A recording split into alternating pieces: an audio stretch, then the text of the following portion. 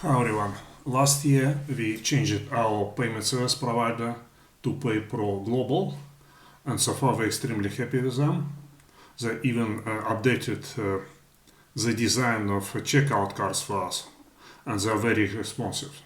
So all we can do is recommend them to everyone who sells the software. Okay, so in this example we are going to talk about automating processing PayPro orders.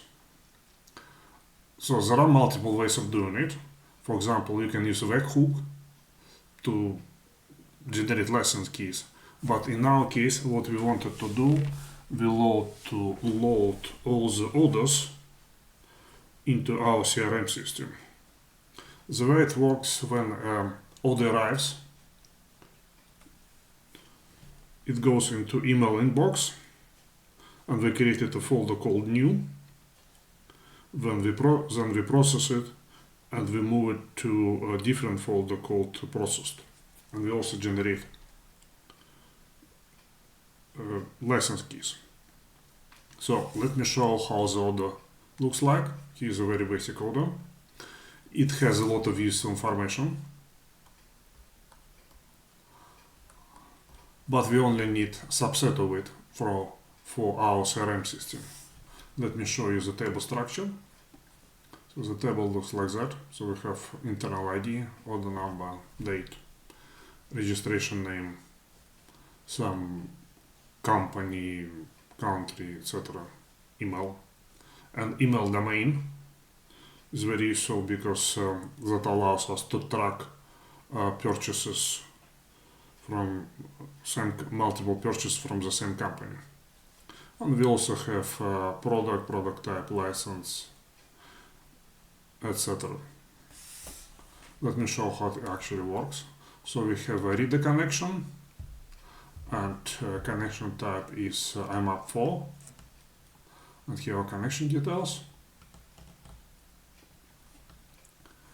And the first step we need to check email subject, that it is actually an order. This is done by using validator. Very basic. So if it does not contain PayPro order notification text, we'll just discard the record.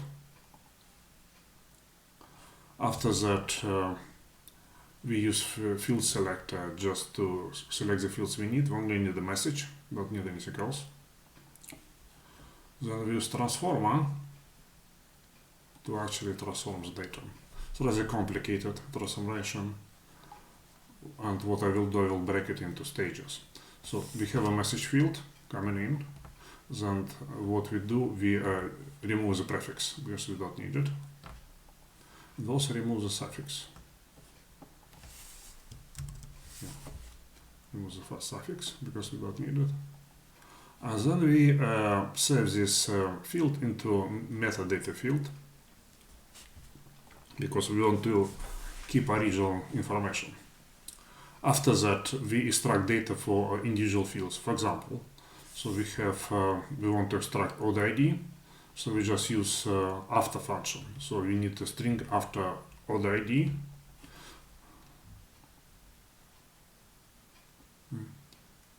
So we have a string. Then we escape it.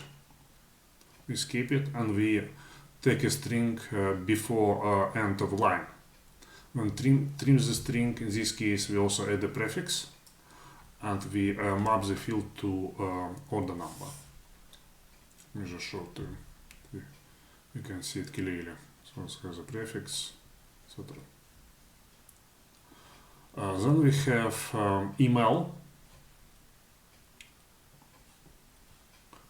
We extract custom mail using the same principle. We converted it to lowercase.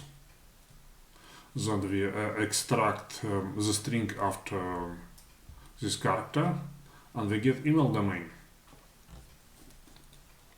We also load some data about our products, and we have a lookup for that called product lookup. Basically, we just assign, didn't work in this case, Basically, what we do based on this name, we assign a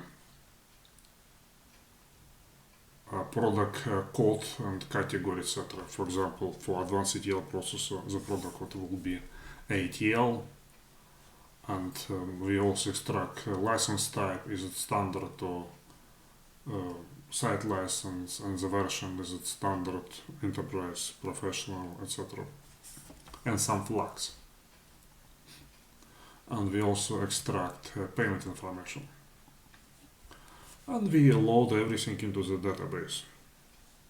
So if you would like to do something similar, for example with your payment processing system, or you want to extract data from your inbox and load it into the database, please feel free to contact us or post your question on our support forum. We'll be happy to help you. And as usual, please like and subscribe. Thank you, bye.